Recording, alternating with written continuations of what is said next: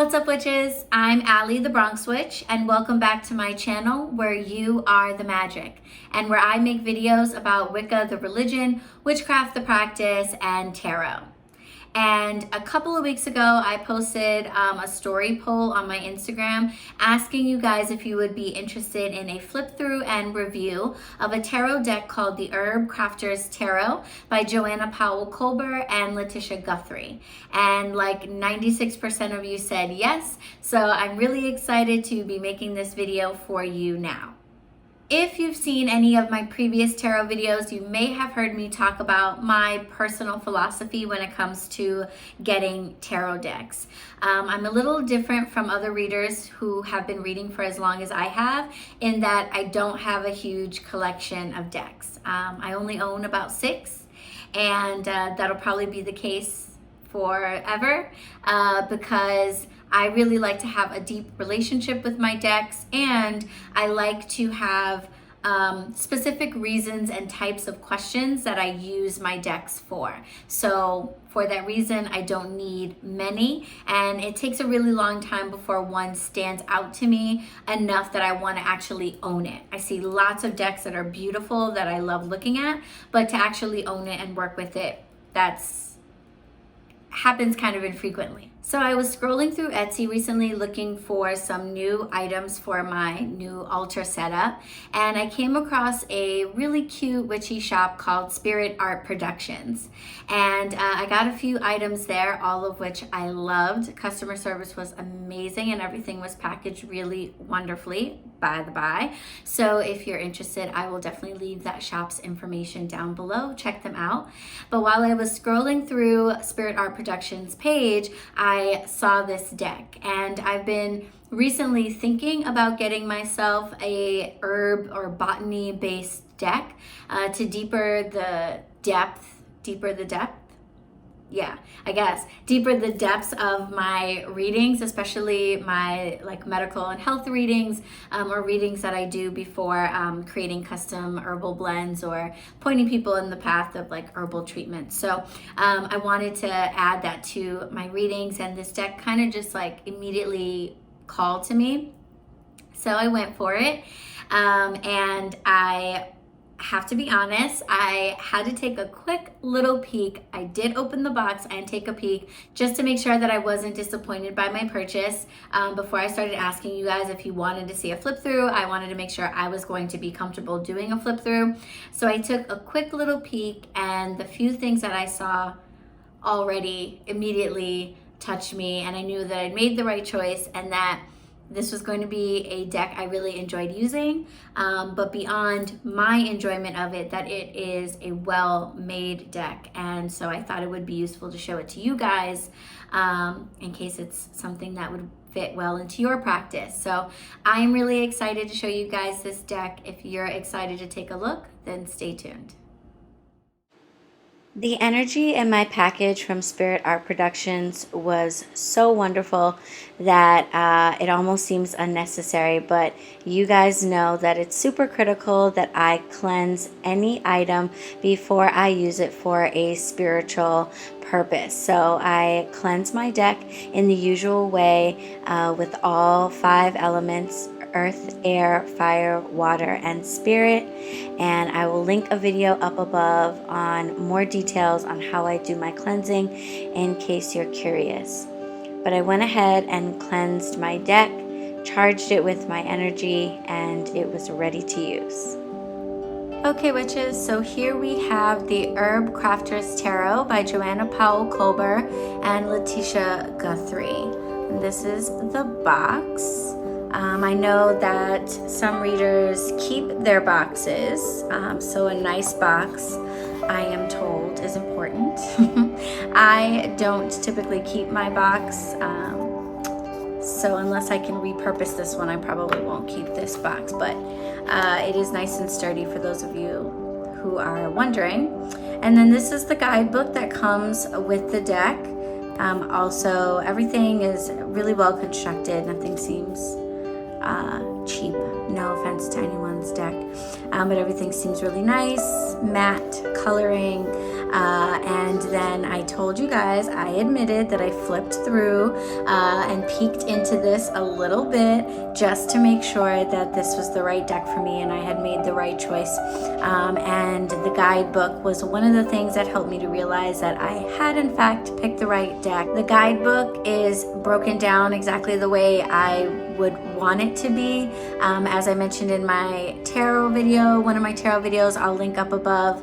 I know that people get really excited to tell you to just throw away the guidebook and completely use your intuition.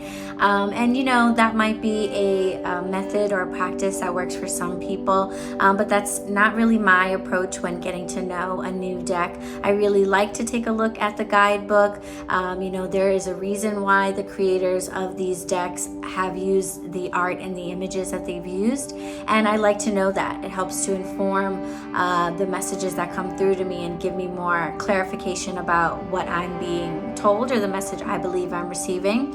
And I like looking at the guidebook because the art is a really huge part of anyone's deck. The images that they chose and what images they believe mean what is informative. When I look at the Rider-Waite-Smith deck, there are symbols that have meaning that have applied for, you know, however long, and so I'm able to identify those. And so looking at someone's new deck and their images, it's important for me to know what those images are there for and why they were put there.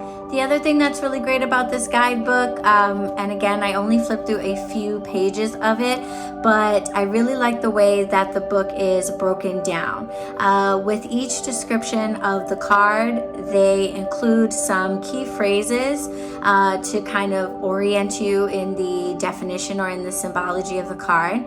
And then you have a description of the art, which I always really like. Some guidebooks, for whatever reason, don't really discuss the art, and I really like to know what the artist was thinking and what those symbols mean.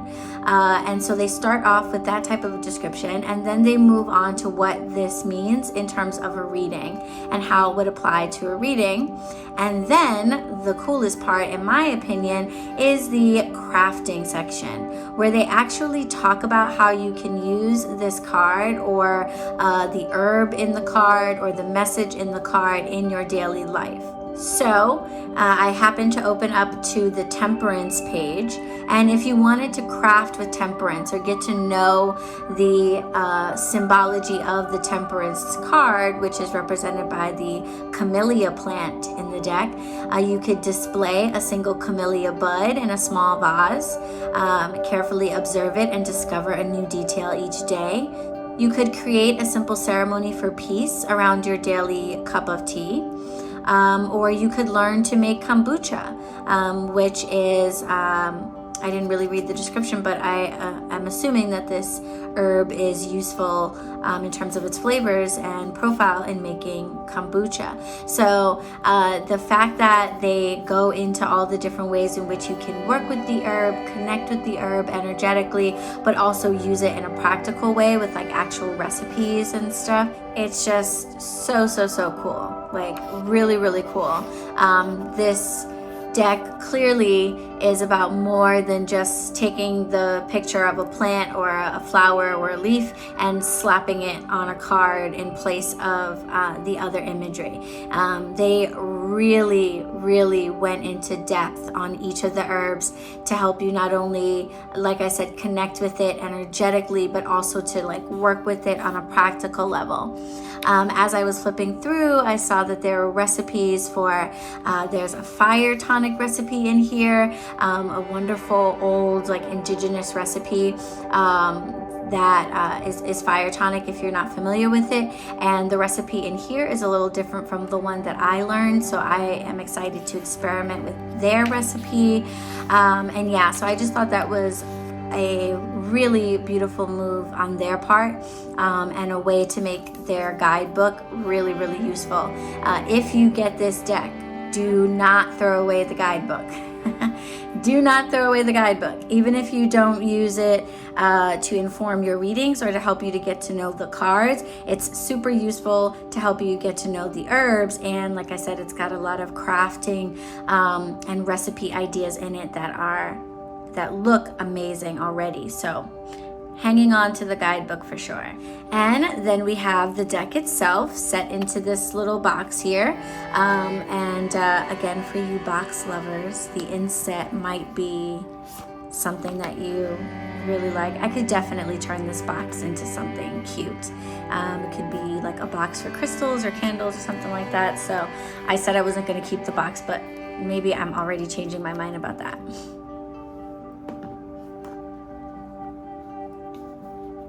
Okay, so I mentioned at first that there were some things about the deck that really immediately spoke to me.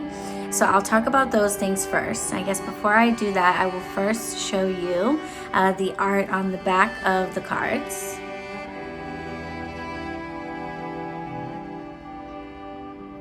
As this copal incense smoke dramatically wafts over the card.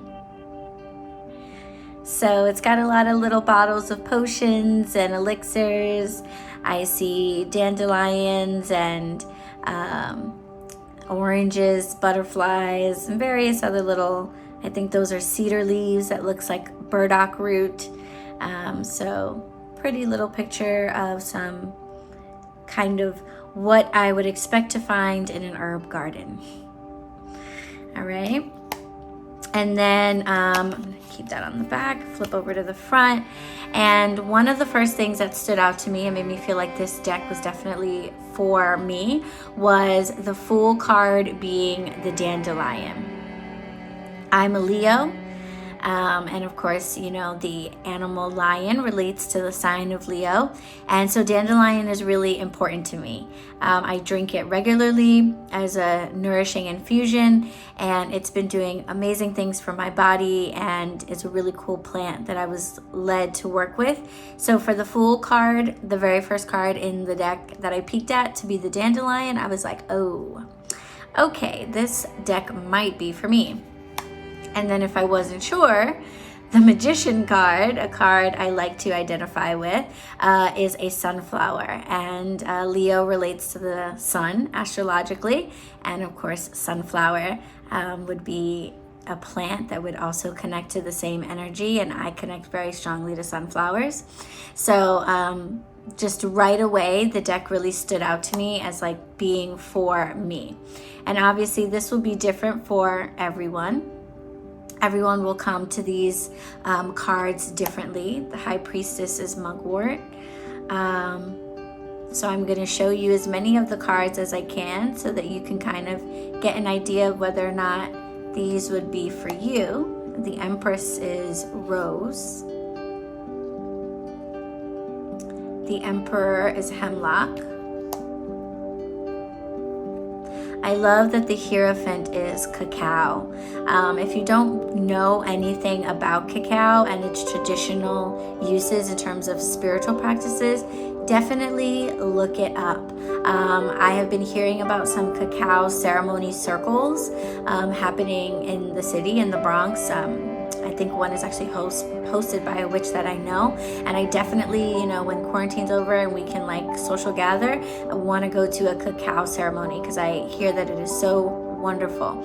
But I love that something like this would be the choice because this deck is beautifully ethnic and indigenous, which I find very, very interesting. Not in a way that I think would make anyone feel alienated or like this deck wasn't for them, or like it was only made for people of an indigenous background or person of color.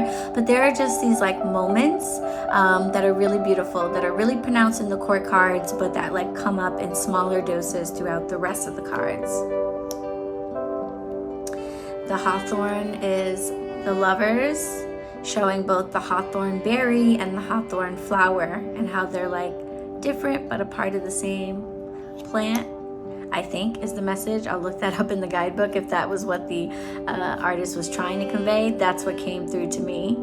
The The Chariot is cedar, one of my favorite trees. If you've never burned dried cedar needles or cedar bark, I highly recommend it. It's a treat. Strength, another card that I connect with, being a Leo, and the Strength card connecting to the sign of Leo is garlic. Something that I love from a culinary perspective, but also from a medicinal perspective. It's in the allium family, and allium plants are really, really useful for you in so many ways. And we have the Hermit. The Wheel of Fortune is your kitchen garden. So it's got a whole bunch of different herbs on it that I will need to look at the guidebook for. I think I'm looking at like red clover blossom and violet and maybe lemon balm, but it's not drawn like super specific. So I'll take a look at the description. But again, why I like to keep the guidebook. I want to know why those particular herbs were chosen.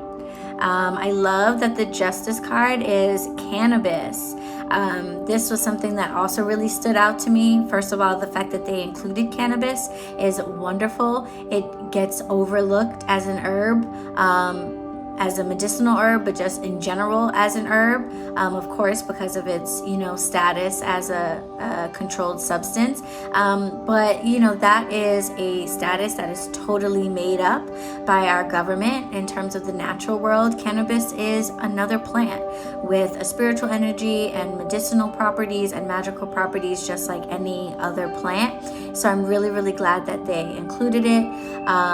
I consume cannabis and other herbs. You guys know I have an Etsy shop where I sell my herbal smoke blends. So cannabis comes up quite a bit for me, and I'm really excited for the idea of a reading, incorporating it in it. The Hanged Man or the Hanged One in this deck is burdock root. There's some runes on the card. The Death card is beautiful, and here again is an example of these like pops of ethnicity, or not ethnicity, like everyone has an ethnicity, but like these pops of like indigenous cultural images and messages that I think are really beautiful, without this having to be like the Santa Muerte deck, or the Latin influence deck, or the colored people deck. This is just an herb deck, and they did a really good job of pointing out that every single culture all over the world has a history with these herbs. And so it's not just a Western history, it's not just an American, it's not just a European. These herbs come from different places of the world, and so the herb, just like the people who work with them, have a cultural context. I'm really excited to look at the book for each card to really get into like how they go into depth about that. But just from the images, you can tell that that was a consideration, which I think is really wonderful. Temperance is camellia, as I was talking about in the description of the guidebook. So as we can see, camellia, obviously it's an herb that I'm not familiar with, but it's obviously a tea herb. And so the book recommending that I can work with it through tea meditation or make kombucha with it, that's just fantastic to me. We have the Devil is blackberry. The Tower is mushroom. That's very interesting. The Star is cottonwood. Now these were really catching my eye because there are pictures of these on the back of the cards, but these are daturas, the moon. And just looking at the way it unveils herbs or flowers, if you can see the way it kind of unveils in a swirl. Flowers that unveil in a swirl like that, I think are often like poisonous or have psychoactive or hallucinogenic properties to them. So my guess being that it's the moon card, a card that's all about, you know, delusion and the astral realms and our mental state. This herb, I'm literally just guessing this, probably has some of those qualities, but if I'm right about that, then that has a lot to do with the success of the image and how it conveys that. So I think that's cool. The sun is St. John's wort, fabulous flower for pain and depression. Tulsi, also known as holy basil, a plant. I love that there are, if you look here, this is a mala bead, and the mala beads, and I think that's a mandala in the back. So this is a plant that is, you know, native to like India, Morocco, and that region. And so they've done a really good job of incorporating the ethnic and cultural context of this plant into the card itself. So we have these references to where the herb is native to. So that just, I love that. The world is Pachamama. And then we get into the individual cards, and I'll go through these a lot faster.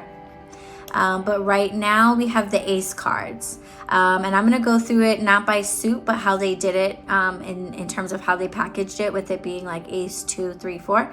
So all of the suits are an element rather than, you know, pentacles, coins, etc. It's an element. So we have air, fire, earth, and water.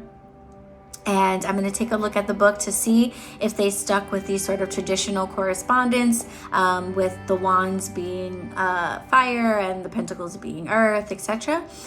They may not have followed that sort of approach. But so we're on the ace cards. The ace of air is yarrow, fire is mullein, the ace of water is plantain, a plant I really want to get to know.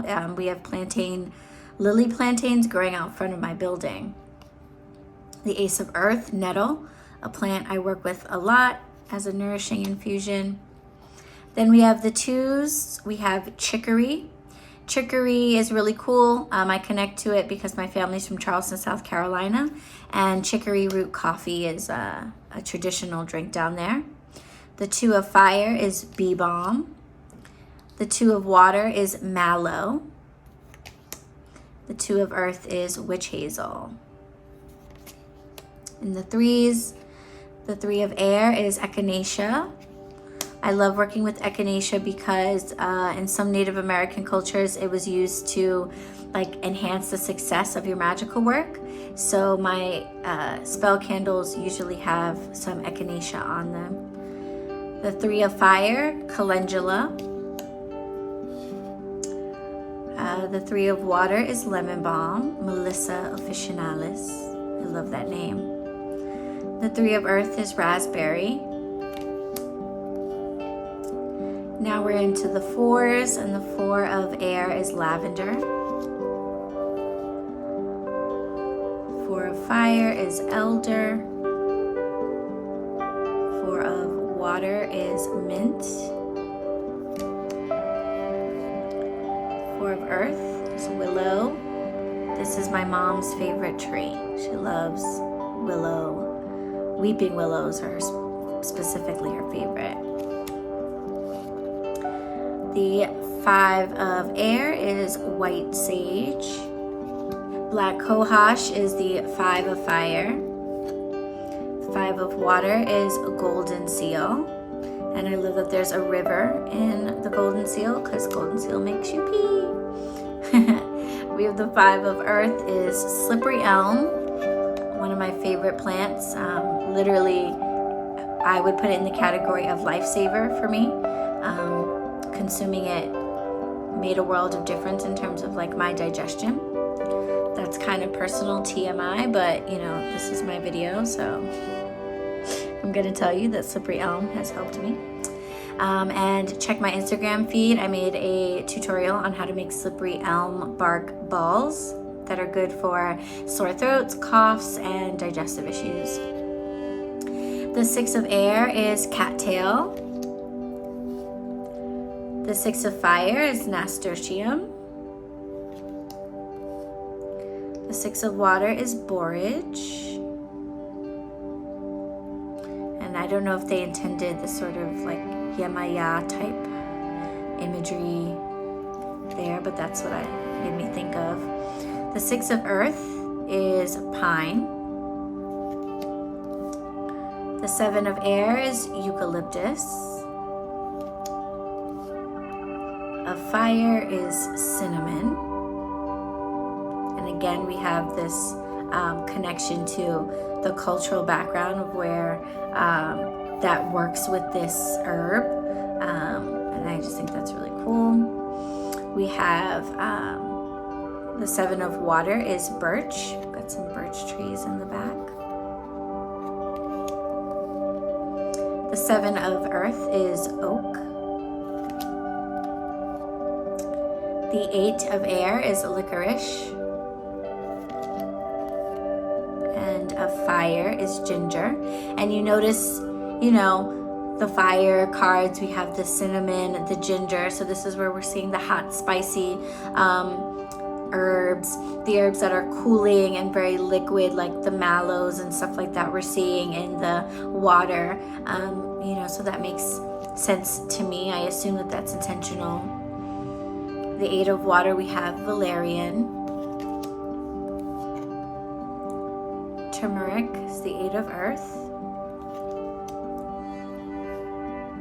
Funny story about turmeric. I don't know if you guys can tell, but this hand, my nails are still dyed yellow because I was cutting up a bunch of turmeric to dry for a tea that I'm making to relieve period cramps. And that turmeric, let me tell you, when you work with fresh turmeric, it takes forever to get off your skin. The 9 of air is pomegranate. And the 9 of fire is wild cherry. The 9 of water is peach in its flowering form. 9 of earth is apple. The 10 of air is alfalfa. The 10 of fire is comfrey. The 10 of water is red clover blossom. Which I recently discovered is growing all over my neighborhood. The 10 of earth is horsetail. And then we get into my favorite part of the deck, and that is the court cards. This was the other thing that I took a little sneak peek at when I first opened it to make sure that I felt comfortable with, even proceeding with the deck. And the court cards literally was such a beautiful and thoughtful approach that they took that it almost made me emotional. It was so wonderful to see this level of representation and care for the cultural practices of people that have worked with these herbs for eons, incorporated into the card in a way that was subtle and respectful and beautiful, but like I said, was also inclusive and open for everyone. So unlike having the page, knight, queen, and king, in this deck we have the hijas, the adelitas, the madres, and the curanderas. So beautiful. Hija being daughter, adelita, warrior, madre, mother, and curandera, healer. And I think that was really beautiful. Is a really beautiful approach for actually using this deck for individual people, because as human beings, we don't necessarily connect nowadays with being like a knight, or like a queen or a king, even though we all are queens and kings inside. We don't necessarily have that experience in like the traditional sense of what those terms mean, but we know what it means to be a daughter or a son. We know what it means to have a parent or be a parent. We know what it means to fight for the things that we believe in or fight for our health. We know what it is to heal ourselves and others, especially when it comes to talking about plants.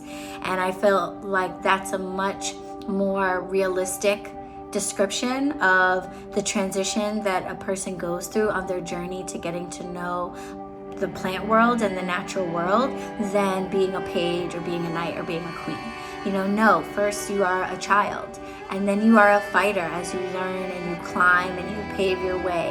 And then you're a parent, perhaps, because maybe you actually are a parent, or maybe you lead others, or maybe you show others or teach others and you parent in that way.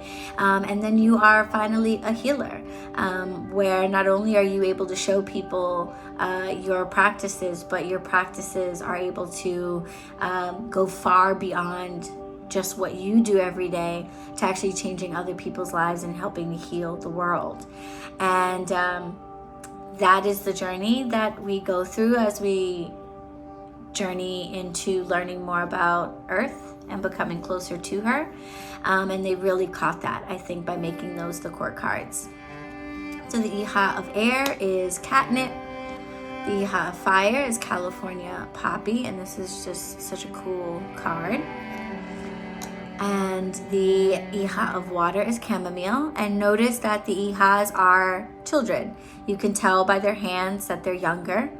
And then the other really cool thing is the diversity in the skin tones. Where we sort of have a kind of ambiguous collection of skin tones. But what we do know about the skin tones is that they vary. So it doesn't really matter, you know, what the ethnic background of the person, you know, the character in the card that possesses the skin. That's not really what's important. What is important, though, is that they made sure to include varying skin tones.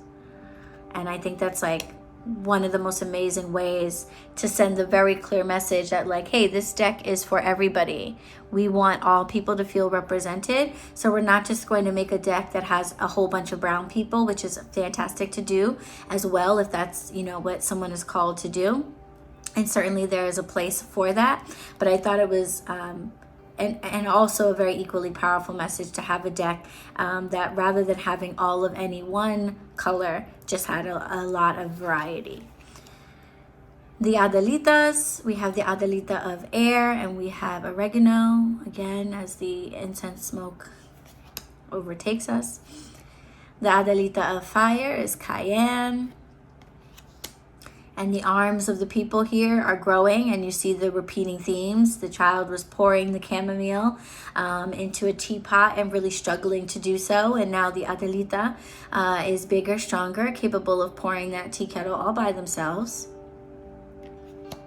The Adelita of Earth is yucca. And I just thought this card, I think more than any other card, floored me.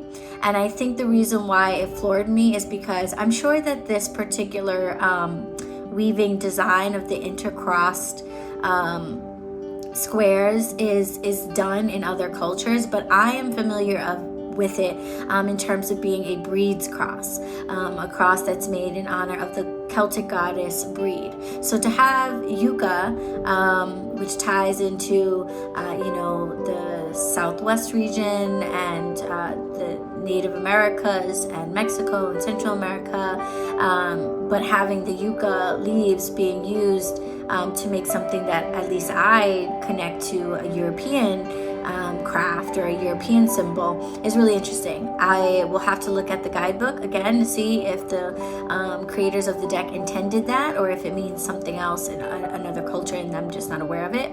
But for me, that was really kind of cool, because I was like, wow, like we're touching everybody a little bit here, you know? Everybody should feel like they could connect to this deck.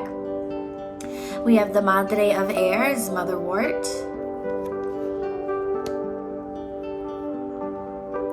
The Madre of Fire is Time. And with her potions and brews, I love this card because I'm like, this is me. This is what I think I look like when I'm working on stuff. And then we have the Madre of Water with oats, milky oats. And I love this picture because I literally have this exact same image in my kitchen. I have a jar of milky oat tincture sitting there getting ready for the next shop update. And that's pretty much what it looks like. And then we have what are probably my favorite 4 cards right now, what would probably equate to the king cards in the traditional deck, the Kuranderas. And they're clearly in the imagery these sort of aged versions of the people, because you really can't tell, even though we're referring to them as curanderas, you can't necessarily assume that they're all women, though a lot of the imagery gives you that energy. I think it would perfectly be capable of anyone who identified as male to see themselves in these cards as well. I love that this curandera, this person has aged and now has like this badass tattoo. The curandera of air is rosemary. The curandera of fire, this might be my favorite card, is damiana, an herb I love to work with. Present in a number of my blends, just sexy, sensual, beautiful. Very much connected to this card with the damiana leaves in it, but also with the little mini cauldron, which I literally have right there, and the cowrie shells, which I connect to strongly as a person of African and specifically Nigerian ancestry. So this card just, like, you know, if I hadn't already realized that this was the deck for me, this definitely kind of did it. So beautifully done. I love that the hands of the curanderas are so obviously aged. You don't often see older people represented in tarot decks, and so that's beautiful to me. And then we have the curandera of earth, Sweetgrass, something I connect to very, very much, being from Charleston, and my ancestors having the sweetgrass basket making tradition. So part of our culture. I burn sweetgrass on my ancestral altar for my ancestors. So I really can't say enough about this deck. I think it is absolutely beautiful. I think it's well done and thought out. I think it is a deck that would be incredibly meaningful and helpful to anyone, regardless of whether or not you're particularly interested in herbs or anything of that nature. I just think it touches on so many different walks of life and can apply to so many different people in a very real way. This is definitely not one of those deeply over-the-top esoteric decks that is like hard to comprehend or requires, you know, a spirituality degree to get it. It's very straightforward and really treats the plants like things that you can get to know by relating it to things that we already know.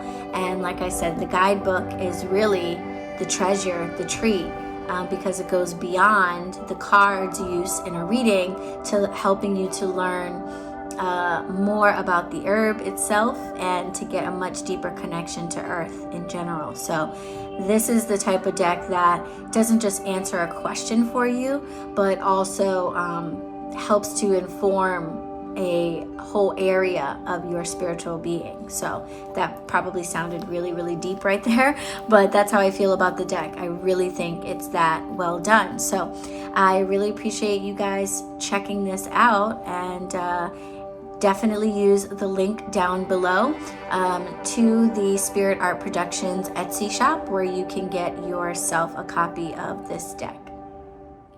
All right, witches, well, I really hope that you found that video helpful or that you just liked it. If you did, please remember to give me a thumbs up. If you have any comments or questions, just leave them for me down below. And of course, subscribe. You can follow me on Instagram at BronxWitch, and I will see you in the next video. Blessed be.